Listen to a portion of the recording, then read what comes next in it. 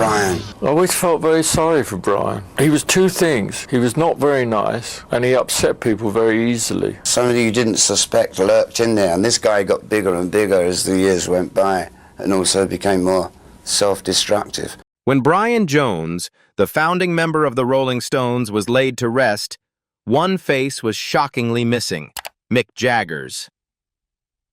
The frontman's absence stunned fans and fueled endless rumors about betrayal, guilt, and unresolved tensions within the band. Why didn't Jagger show up to honor the man who started it all? The answer lies in a mix of controversy, grief, and the dark side of rock and roll history. The story of the Rolling Stones began in the early 1960s, a period when Britain was experiencing a musical awakening. In 1962, Brian Jones, a young and ambitious musician from Cheltenham, placed a small ad in the Jazz News, seeking like-minded players who shared his passion for American rhythm and blues. The ad read, "Musicians wanted, part-time group for blues and rock and roll." This modest notice would spark the creation of one of the most influential rock bands in history. Jones, already a talented multi-instrumentalist, envisioned a group that could rival the energy and rawness of the Chicago blues artists he admired. Soon after, two Dartford schoolmates, Mick Jagger and Keith Richards, joined Jones's venture. Jagger's magnetic stage presence and powerful voice immediately set him apart, while Richards's sharp guitar riffs and deep knowledge of blues records made him a perfect match. Together with Jones, the trio became the creative nucleus of the band. Their personalities complemented one another. Jones was the visionary and organizer, meticulously handling bookings, finances, and the early logistics of the group. Richards brought a grounded musical intelligence, and Jagger supplied the charisma and rebellious energy that would define the Stones' public persona. From the outset, Brian Jones's versatility as a musician was central to the band's identity. He could move effortlessly between guitar styles, incorporate exotic instruments such as the sitar and marimba, and experiment with slide guitar techniques that added a distinctive flavor to the group's sound.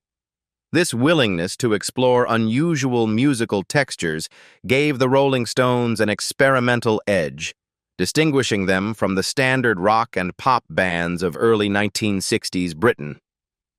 The band's early rehearsals were often held in cramped apartments or local studios, with Jones, Jagger, and Richards painstakingly refining a repertoire of blues covers from legends like Muddy Waters, Howlin' Wolf, and Chuck Berry.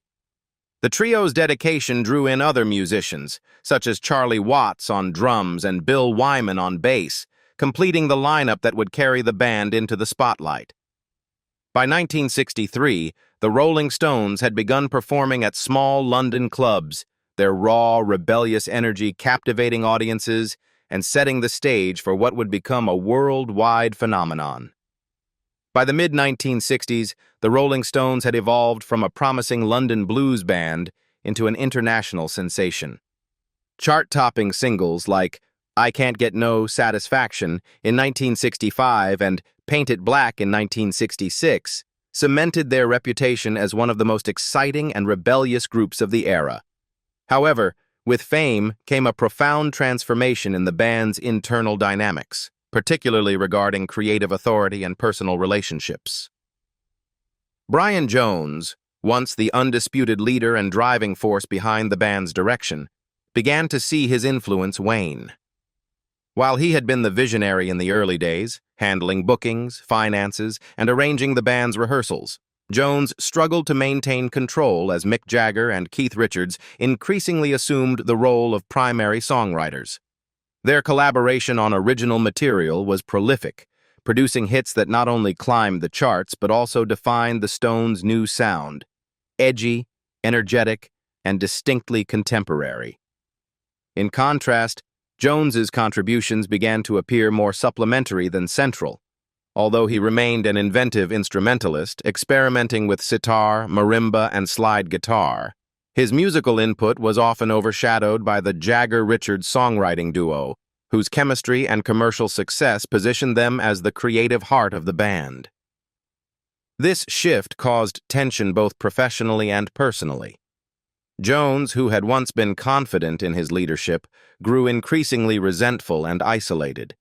He struggled with the transition from leader to peripheral figure, and his retreat was noticeable in both rehearsals and performances.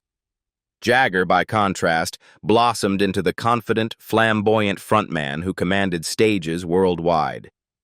The disparity between Jones's diminishing presence and Jagger's rising prominence strained their friendship.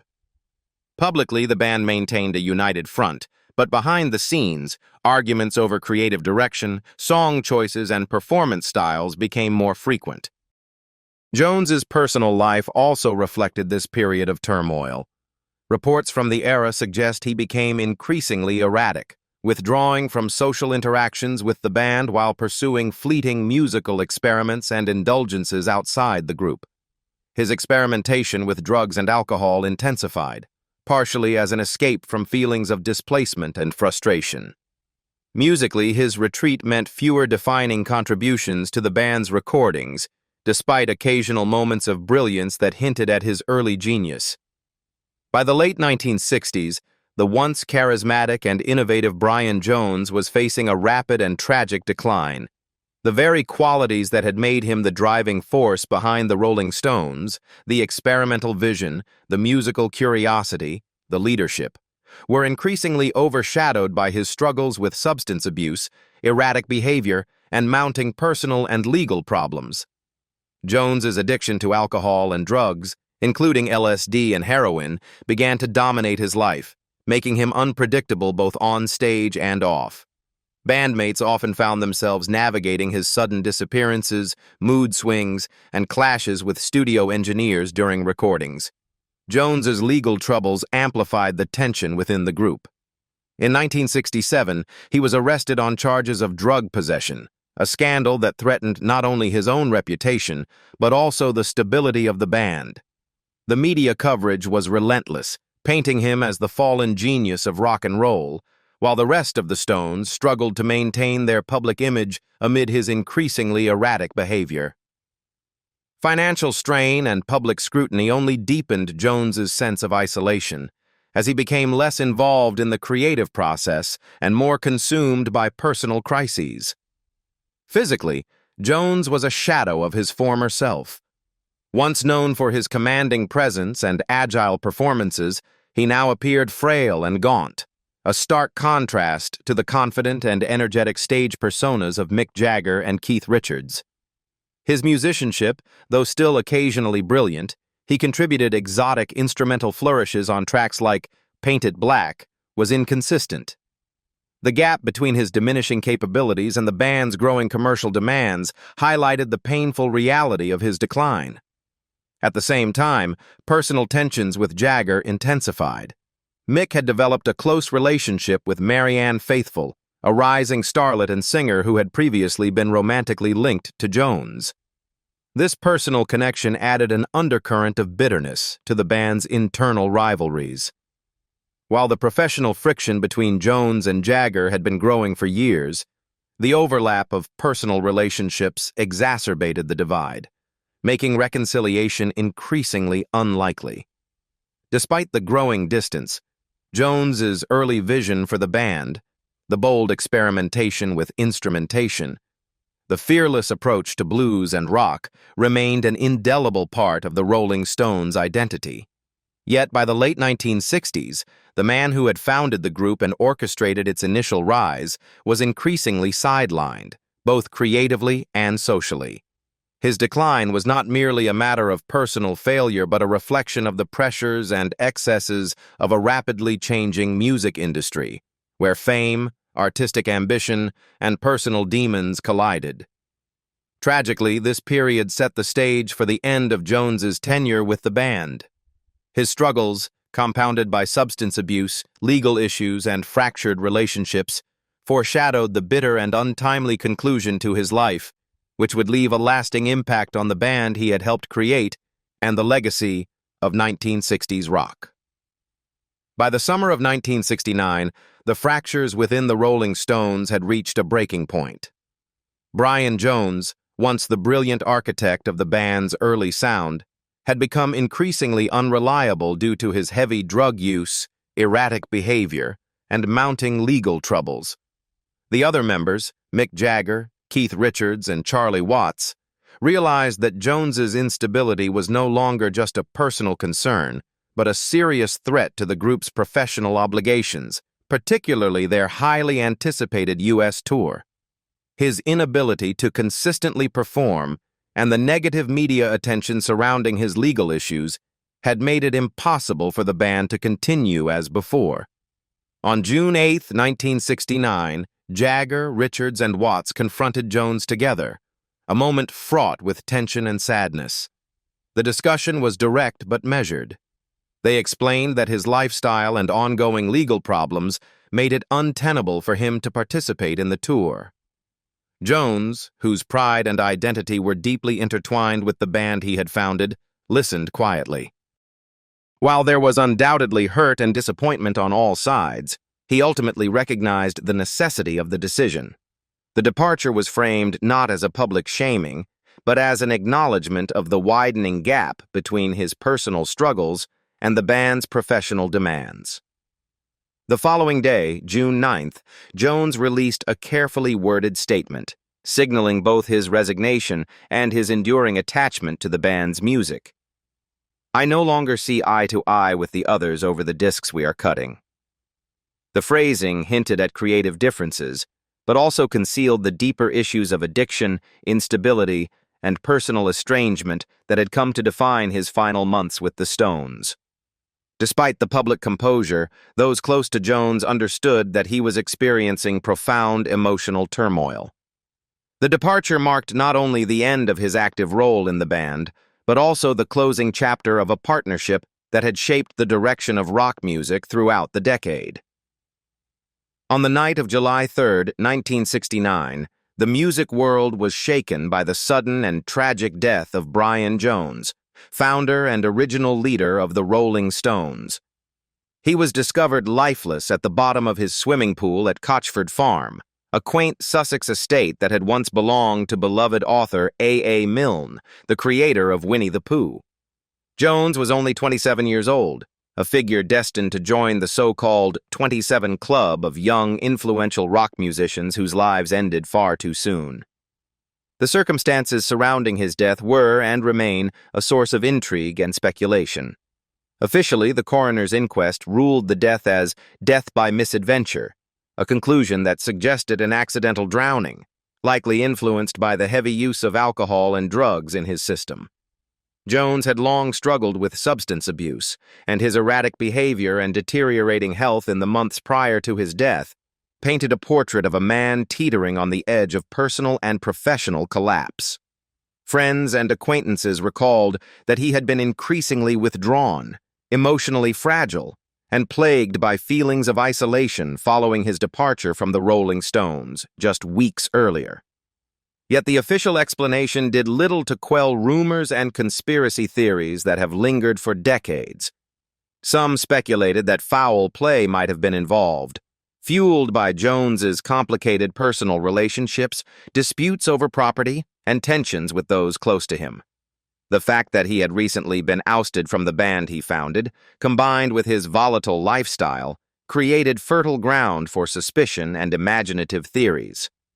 Over the years, various accounts have alternately suggested accidental drowning, murder, or even that his death was connected to the chaotic and secretive world of 1960s rock stardom. Regardless of the cause, the impact of Jones's death was immediate and profound. The Rolling Stones were left to grapple with the loss of their founding member and original creative spark, while the music community mourned a visionary whose innovations had helped shape the sound of modern rock.